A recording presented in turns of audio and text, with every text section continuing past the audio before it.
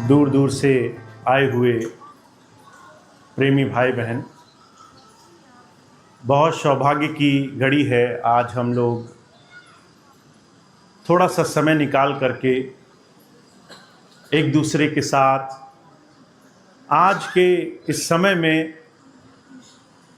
प्रभु भक्ति, प्रभु चर्चा, जीवन में परमात्मा का साक्षात्कार कैसे होगा, इस बात को समझने के लिए बैठे हैं।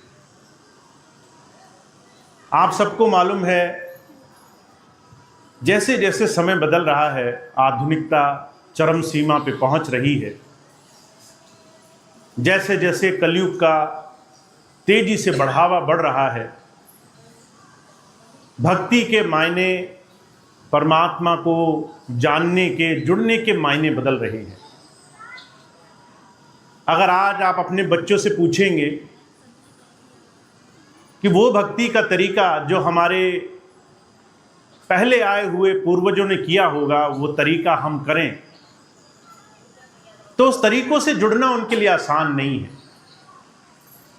उतनी साधना करना, उतनी मेहनत करना, उतने जीवन में त्याग और संयम से उस परमात्मा की खोज करने का रास्ता वो जीवन में नहीं प्राप्त कर पाएंगे। हुजूर कहा करते थे, ये समय जो तेजी से बदल रहा है, काल जो निरंतर तेजी से हर एक इंसान के ऊपर प्रभावी हो रहा है, ऐसे में सत्संग भी और गुरु का ज्ञान भी समय के अनुरूप बदलता रहता है। आज से 100 वर्ष पहले जो आपने कभी पढ़ा होगा, जो आपने सुना होगा, जो तरीका आप जानते होंगे, वो आज प्रभावी नहीं होगा, आज कारगर नहीं होगा। उस तरीके पे चल करके आप शायद ही आज अपने जीवन में उस प्रभु के नजदीक पहुंच पाए। समय अतीत, समय अनुकूल, आज के समय के मुताबिक हम उस प्रभु से कैसे जुड़ेंगे, इस बात को समझना जरूरी है। और ऐसा नहीं है कि संतों महापुरुषों ने अपनी वाणियों में ये बात नहीं कही। उस बात को हम कैसे चरितार्थ करते हैं, कैसे आचरण में लाते हैं, ये सोचने की बात है। पीपा जी महाराज एक संत हुए हैं, उन्होंने कहा है, जो ब्रह्मंडे सोई पिंडे, जो खोजे सो पावे, पीपा प्रणवय परम तत्व को सतगुरु होए लगावे।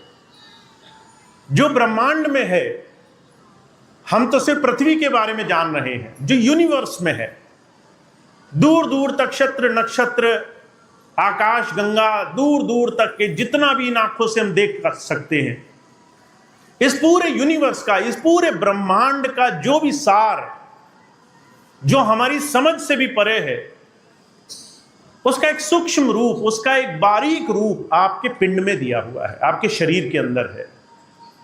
अगर आप ब्रह्मांड को जानना चाहते हो तो अपने पिंड को जान लो।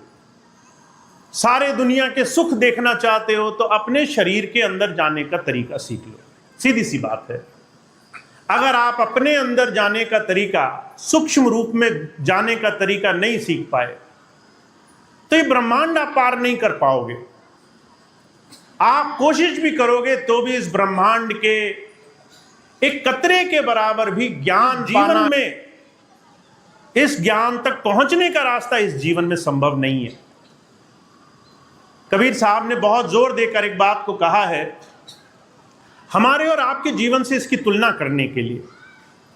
कहा, क्या मांगूं कुछ थिर न रहा ही, देखत नैन जगो जग जाई। मैं क्या ऐसा मांग लूंगा जो मांगने के बाद मैं तृप्त हो जाऊंगा?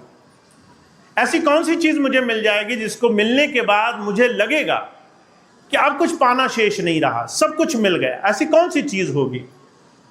कबीर साहब कहते हैं, संसार में ऐसी चीज तो नहीं है, इस ब्रह्मांड में ऐसी कोई चीज नहीं है जिसको पाने के बाद तुम ठहर जाओ, जिसको पाने के बाद तुम रुक जाओ संसार में, तुम्हारी भूख शांत नहीं होगी।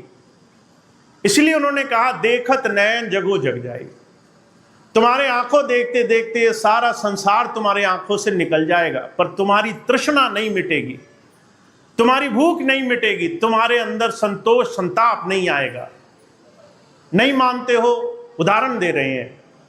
का 1 लाख पूत 1.25 लाख नाती, तिस रावण की खबर न पाती। रावण को देख लो। कबीर साहब कहते हैं रावण जैसे महापराक्रमी तुम और हम तो नहीं है। रावण को इतना शक्तिशाली माना गया जिसके आगे इंद्र भी कांपता था, जिसके आगे देवी देवता मस्तक झुका देते थे। धन कुबेर उसके दरबार में खड़ा रहता था। इतना ज्ञानी बताया गया, प्रकांड पंडित बताया गया, चारों वेदों का ज्ञाता उसे बताया गया। भगवान शिव का अनन्य भक्त था। पैसे की कोई कमी नहीं थी। अगर रावण से तुम अपने धन की तुलना करो, तुम्हारे बैंक बैलेंस कितना और रावण के पास पैसा कितना, तो तुम नोक बराबर भी नहीं आ पाओगे। कहते लंका सी कोट समुद्र सी खाई, तिस रावण की खबर न पाई। सोने की लंका थी उसके पास। तुम्हारे पास एक सोने का कड़ा हो जाए तुम फूले नहीं समाते हो। एक नई सोने की चैन खरीदो तो तुम्हारे मन में आता है कि बहुत खरीद लिया हमने। कहते सोने की लंका थी उसके पास। समुद्र जैसा उसकी सुरक्षा कवच था, दूर दूर तक कोई उसे हाथ नहीं लगा सकता था। उस रावण का नाम लेने वाला नहीं है आज कोई। रावण का नाम नहीं रखते हैं लोग। तुम अपने घर में नया बच्चा होगा, उसका नाम रावण नहीं रखोगे खुशी से। रावण ने अपने जीवन में एक गलती करी थी, चरित्र नहीं संभाला था। वो अपने चरित्र से गिरा, उसके सारे गुणों का नाश हो गया। प्रकांड पंडित, ज्ञानी, शक्ति में सबसे ऊपर, इंद्र कांपता था उससे, उसके बाद भी उसका नाश हो गया क्योंकि उसने अपना चरित्र नहीं संभाला। वो अपने चरित्र से नहीं टिका रह सका। इसीलिए पीपा जी महाराज कह रहे हैं भगवान को बाहर ढूंढने वाले लोग भगवान को नहीं पा पाएंगे। तुम हरिद्वार, काशी, मथुरा, वृंदावन दूर दूर जाओ और तुम्हारा चरित्र नहीं सुधरे, तुम्हारा जीवन का निर्माण नहीं हो, तुम अपने अंदर न बन पाओ, तुम्हारा ये पिंड गंदा रहे, तुम अंदर से तुम संसार के विषयों की तरफ भागते रहो, तो तुम कितना ही बाहर संसार में उस परमात्मा की खोज करो, वो खोज तुम्हारी पूरी नहीं होगी, वो खोज तुम्हारी अधूरी रह जाएगी। तो फिर क्या करना है? कहते जो खोजे सो पावे। आज के इस कलयुग में अगर हम अपने जीवन में सुख शांति चाहते हैं, अगर हम अपने जीवन में परमात्मा का आशीर्वाद चाहते हैं, जीवन में हम अपने आप को सुखी देखना चाहते हैं, तो हमें शांत होकर नहीं बैठना है, हमें खोजी बनना है। हमें अपने जीवन में तलाश करनी है कि हम अपनी महानता तक कैसे पहुंचेंगे। हमने मनुष्य जीवन पाया, मनुष्य जीवन पा करके हम अपने जीवन में कैसे जान लेंगे कि जीवन तुम्हें दोबारा नहीं मिलेगा, तो इस जीवन की महानता तक तुम कैसे पहुंचो। जो जीवन तुमने पा लिया, जो शरीर तुमने पा लिया, उस शरीर की महानता तक तुम कैसे पहुंचो। अब जब ये बात मैं कहता हूं कि हमें अपने जीवन की महानता तक पहुंचना है, इसका मतलब ये नहीं है कि तुम बाहर कितने बड़े बन जाओगे। इसका मतलब ये है कि तुम अंदर से अपने आप से नजर मिलाने वाले कब बन जाओगे। तुम अपने आप को देखोगे और तुम्हें गर्व होगा, तुम अपने आप को देखोगे और तुम्हें इस बात का सुख होगा कि तुमने जीवन में कुछ सही काम किया है, किसी सही दिशा में बढ़े हो। हुजूर एक बड़ी सुंदर बात कहा करते थे, संसार में किसी को भी धोखा देना आसान है, अपने आप को धोखा देना बड़ा मुश्किल है। जब आदमी संसार के सामने, दुनिया के सामने अलग अलग रंग लगाकर जाता है, चेहरा ढक लेता है, दुनिया को धोखा दे सकता है, अपना असली स्वरूप दुनिया से छुपा सकता है, पर जब अपने आप को आईने में देखता है तो उसे सच दिखाई देता है। तब वो देखता है जो मैं हूं, जो मेरा असली स्वरूप है। इसलिए आपको एक बात समझनी होगी, आज के जीवन में, आज के समय में आध्यात्मिकता अपने जीवन का सुधार है। अपने आप को अच्छा बनाना है, अपने आप को जीवन में ऐसा बनाना है कि कोई हमें देखे और हमारे जीवन के गुणों की तरफ ध्यान जाए उसका, हमारे जीवन की अच्छाई की तरफ ध्यान जाए उसका। जब मैं ये बात कहता हूं तो ये बात मैं अपने आज के समय के अनुकूल कहता हूं। अभी बहुत से ऐसे भाई बहन मेरे पिछले 2-3 वर्षों में संपर्क में आए, जहां मैंने देखा कि वो अपनी सांसारिक जीवन में और अपनी गुरु भक्ति में कोई संबंध स्थापित नहीं करते। आंख मूंद करके गुरु जी को याद करना अलग चीज है, बाकी 24 घंटे दिन का जीवन जीना कोई और चीज है। हम बाहर कैसे जिएंगे इसका भक्ति से कोई लेना देना नहीं, इसका उस परमात्मा से कोई लेना देना नहीं। मैं आज आपको ये चीज थोड़ा सा स्पष्ट करना चाहता हूं। स्वामी जी के 3 नियमों में जब वो नाम दिया करते थे, 3 नियमों में सबसे जरूरी नियम पात्रता का नियम है। पहला नियम शुद्धता का नियम, खाना पीना शुद्ध रखना, मांस मत खाना, शराब मत पीना, कोशिश करना अपने मन को सही दिशा के अनुरूप चलाना। लोग तुम्हें बुरा बोले, तुम अपनी परख खुद करना, शुद्धता। दूसरा नियम निरंतरता, अगर गुरुजी से कोई अच्छी चीज मिल गई तो एक दिन करके मत बैठ जाना, उसको रोज करना, आज किया तो कल भी करना। पर उससे भी ज्यादा जरूरी नियम पात्रता। वो ईश्वर तुम्हें तब देता है जब तुम पाने के योग्य बन जाते हो। अगर आपका छोटा सा बच्चा हो, अगर वो गलती से मिट्टी में गिर जाए तो माता पहले उसके कपड़े झाड़ती है, माता पहले से साफ करती है, हाथ पैर धुलाती है, कहीं ऐसा तो नहीं मिट्टी लगी है मुंह में लग जाए। माता भी पहले पात्र बनाती है, पहले उसको लायक बनाती है, तब गोद में उठाती है।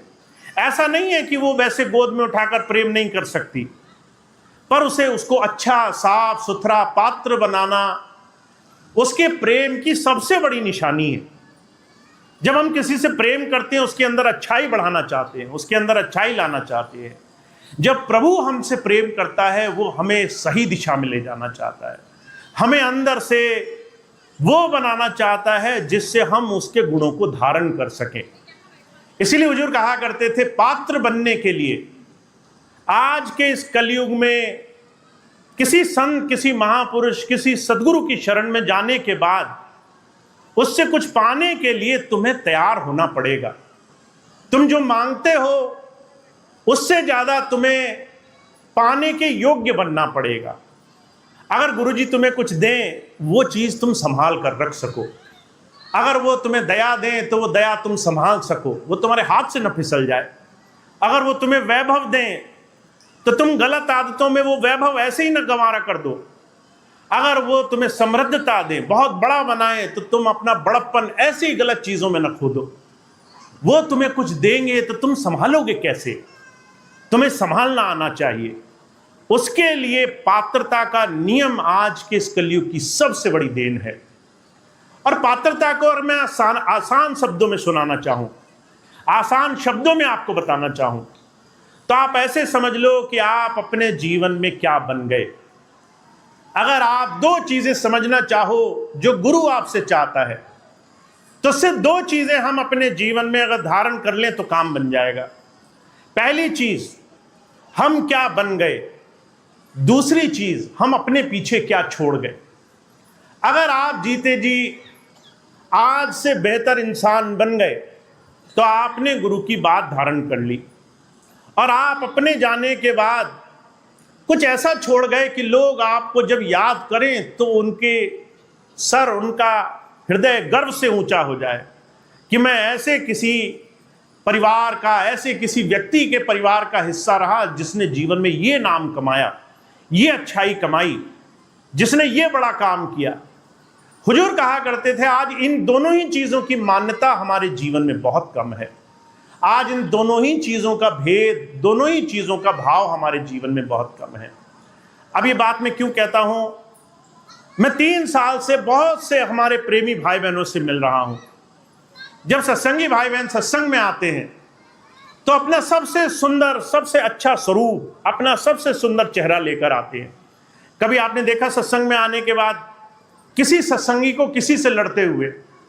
अगर आपके पास यहां से कोई गुजरेगा और आपको घूर कर देखेगा, आप गुस्सा नहीं करोगे, आप थोड़ी देर बड़ा मिठास से बात करोगे, क्षमा करने की कोशिश करोगे। वो क्षमा नहीं है। आपको पता है आप जहां बैठे हो वहां पर अगर आपने कुछ ऐसा वैसा किया तो फिर मामला गड़बड़ हो जाएगा। पर आप यहां से बाहर जाते ही, गेट से बाहर निकलते ही कुछ और होने वाले हो, और अगले महीने तक जब तक यहां वापस नहीं आओगे आप कुछ और रहोगे। आप संसार में जिस आचरण को लेकर चल रहे हो वो आचरण ही आपको सब कुछ देने वाला है। एक बहुत बड़े महापुरुष हुए, उन्होंने एक बहुत खूबसूरत बात कही जो मैं आज आपको बताना चाहता हूं।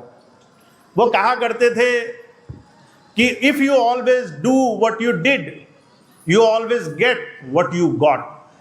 अगर तुमने हमेशा वो ही किया जो तुम पहले करते रहे हो, तो तुम्हें वही मिलेगा जो आज से पहले मिला है। कुछ नया नहीं मिलेगा, कुछ नया नहीं प्राप्त करोगे। वही दिनचर्या जी रहे हो, वही हृदय में जीवन धारण कर रहे हो, वही मानसिकता, वही सोच, वही तरीके। तो जो आप चाहते हो वो नया कैसे हो जाएगा? वो भी तो वही रहेगा जो हमेशा से मिलता रहा है।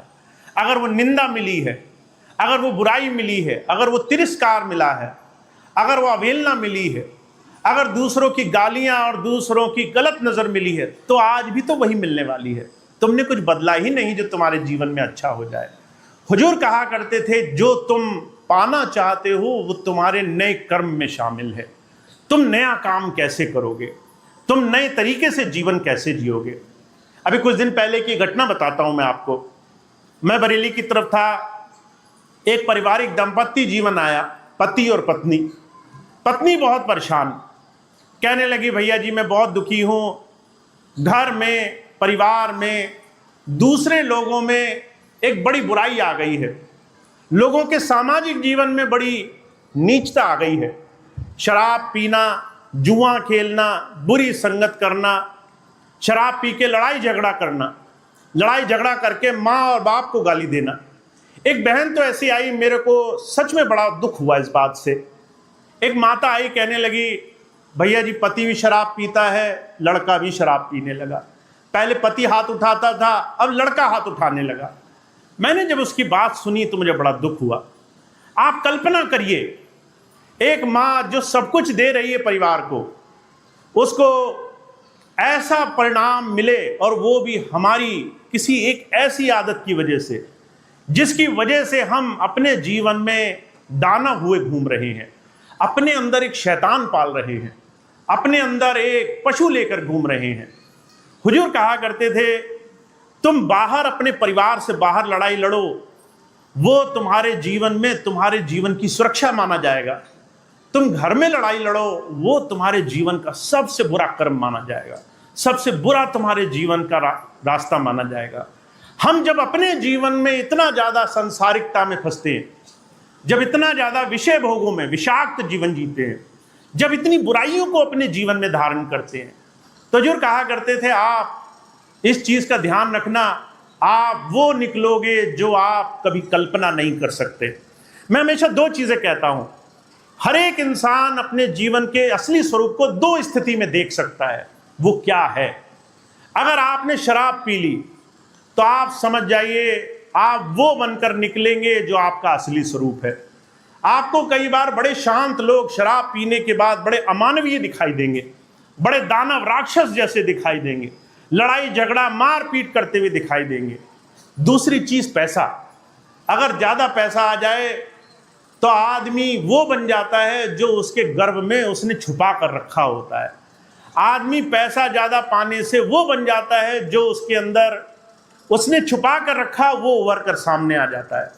महाराज जी कहा करते थे, इसका मतलब सिर्फ ये है कि आप अंदर कुछ और हो, बाहर कुछ और हो। आपको ये बात जितनी जल्दी देखने में आ जाए उतनी जल्दी आप जीवन का सुधार कर सकते हो। जितना ज्यादा आप इसको दबा कर रखोगे उतना ज्यादा अंधेरे में रहोगे। इसलिए आपके जीवन में दो चीजें बड़ी जरूरी हैं। पहली चीज, आप जो हो और जो पाना चाहते हो उसके बीच की आपको दूरी कम करनी पड़ेगी। आप जो पाना चाहते हो वो आपके नए कर्म से आपको मिलेगा। आपको नए काम करने पड़ेंगे। अगर आप बुराई में फंसे थे तो वो बुराई से आपको जीवन खुद सुधार की तरफ ले जाना पड़ेगा। अगर आप विषाक्त जीवन में फंसे थे तो वहां से आपको निकलने का संकल्प खुद धारण करना पड़ेगा। अगर आप गलत संगत में पड़े थे तो वो गलत संगत को सही संगत से बदलने का काम आपको खुद करना पड़ेगा।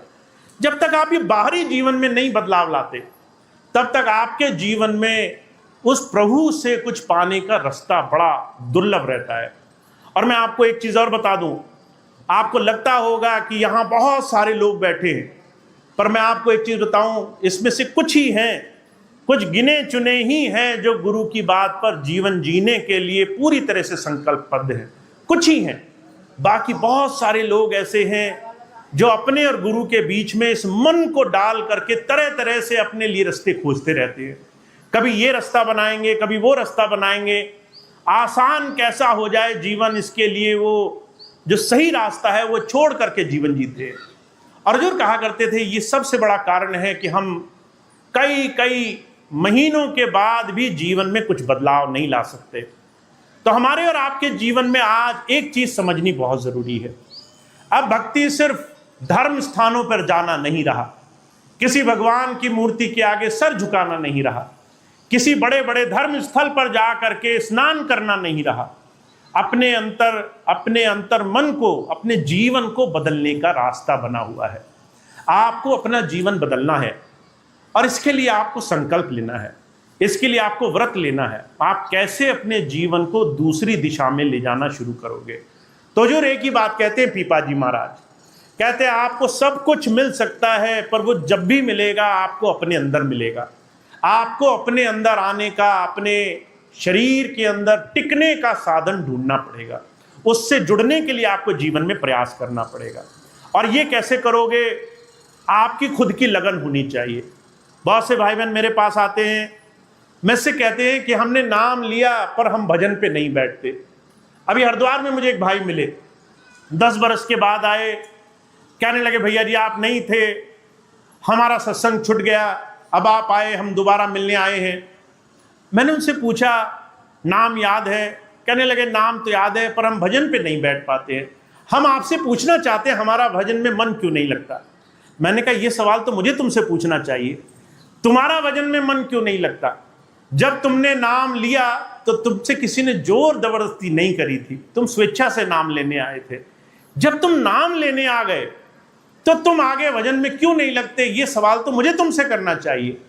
तुम्हें भजन करने में, अपने मन को लगाने के, अपने गुरु से जुड़ने के पीछे का आशय, क्यों आप गुरु जी के पास आए हो अभी तक ये स्पष्ट नहीं हुआ है, इसलिए तुम्हारा भजन नहीं लगता।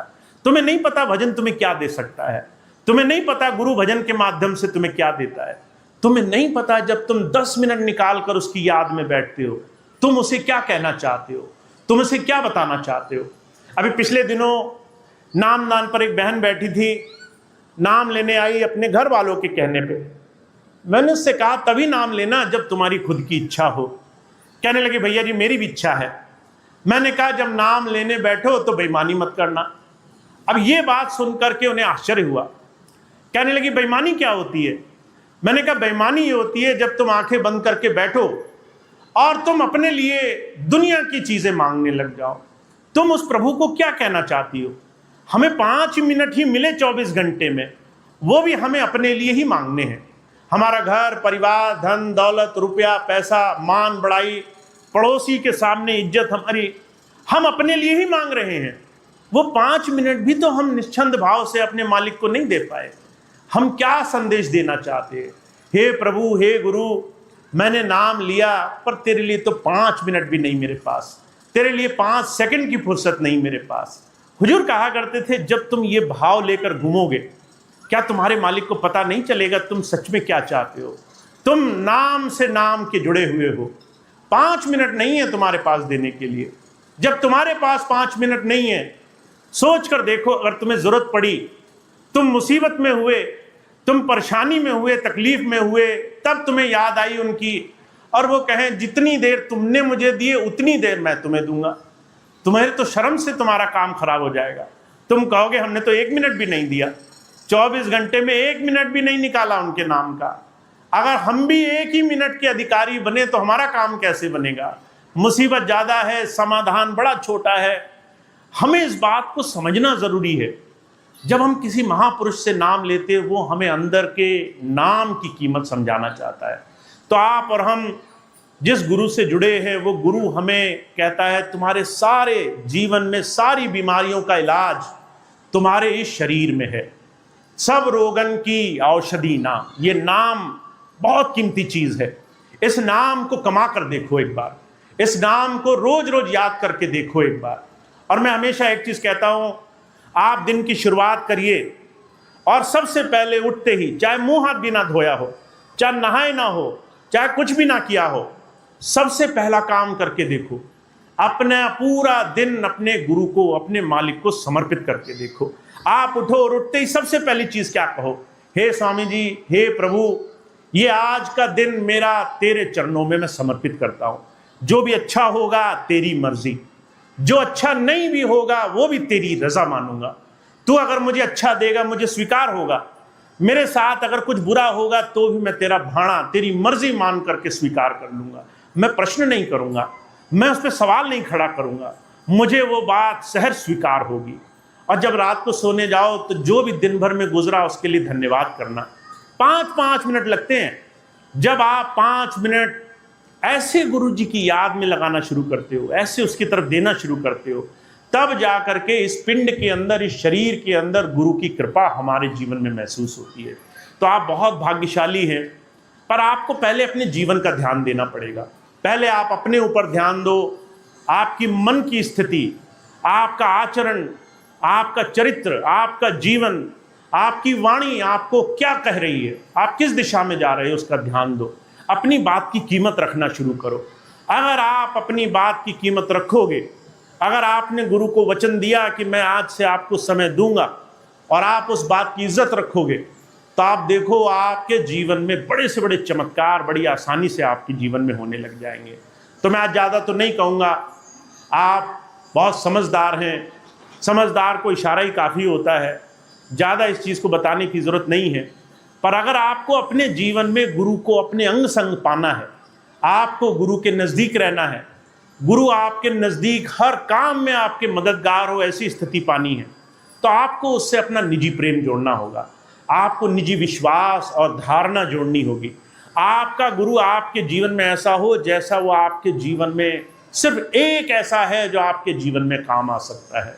जब आप ऐसे करेंगे तब आपके जीवन में चमत्कार होने शुरू होंगे।